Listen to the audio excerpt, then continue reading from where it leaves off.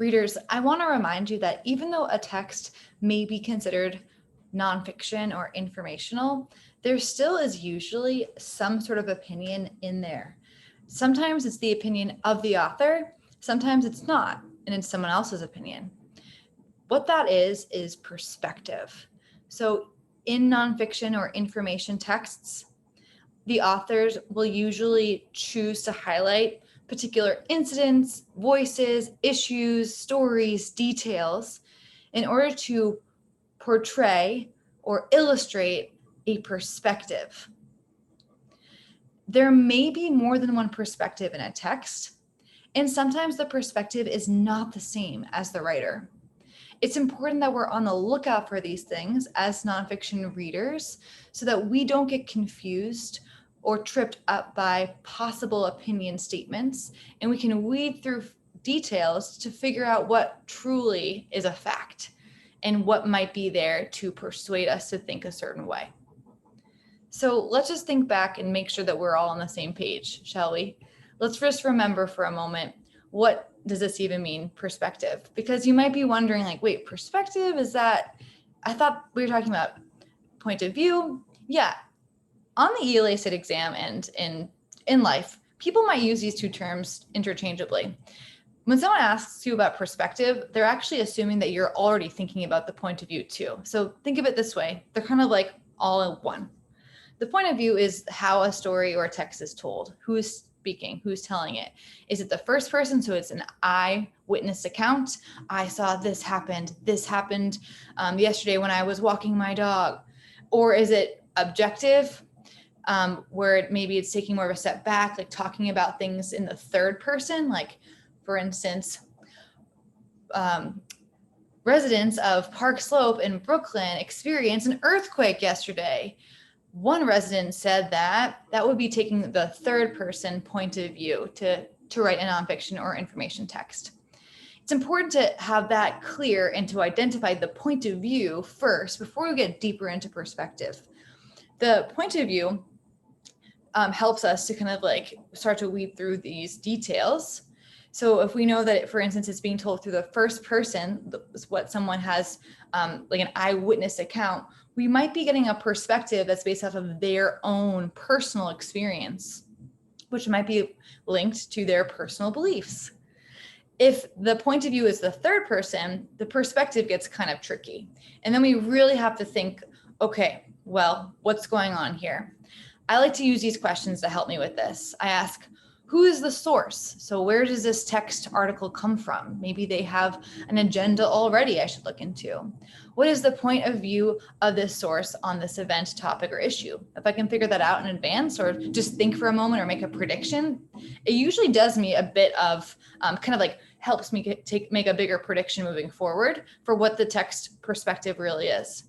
If this author were involved in a debate on this topic, which side would he or she be on? I always like to ask myself that question, trying to put them on one side or the other. Looking at the details, are these positive details for this topic or are they negative? What kind of language is the author using to discuss this issue?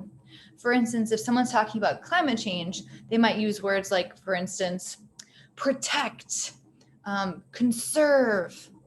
Those words would make you think that they are trying to help to fight against climate change. What if they use words like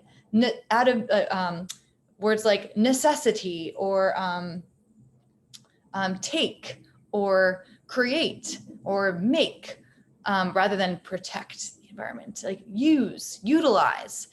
Those might be words that are actually on the other side. For instance, maybe that person is more for production rather than helping the environment. What does that tell me about the author's perspective? Whenever we're looking at these details, we're thinking about, okay, what does the author really think? Can I use these clues to help me? Let's just try this with this text right here for a moment. Okay, step one, who is the source? Let's see. So it's called Do Athletes Deserve Millions? It's by Sarah Rodriguez for Sports Illustrated.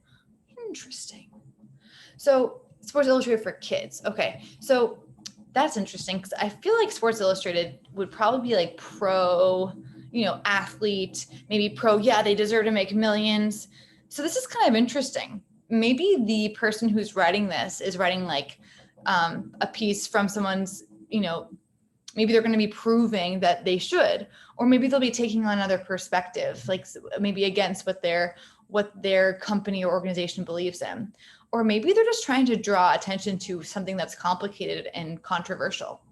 Something to keep in mind. Let's read a little bit. And as we read, now let's start to think about the details that the author is using, the words, the language that's being used to discuss this. And let's just see if we can get a hint of, is this in favor of they should get millions or not? As the United States goes through a recession, many professional athletes are still being paid gigantic contracts. The word gigantic to me pops out as being maybe like mocking, like those are gigantic. Whenever I hear the word gigantic, I think of someone like over exaggerating. So maybe it's like kind of negative so far. Do they really deserve those outrageous paychecks? Oh yeah, listen to that language. That's so negative, right? Like, oh, of course not.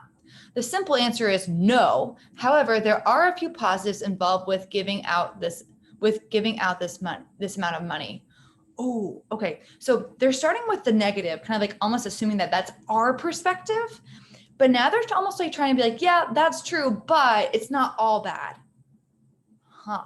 Do you hear how they're switching it, or like they're kind of like saying one side and they're using the word like, however, this is what we kind of think.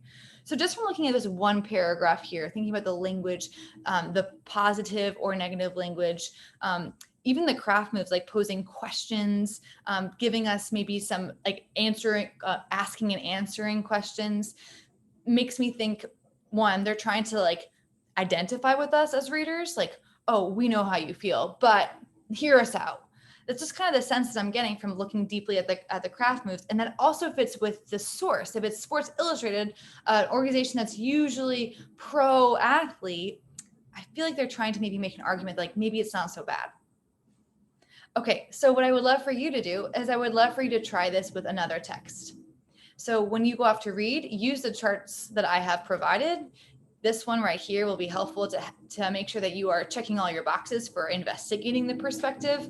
And then I also have included a chart to help you with thought prompts to talk about this.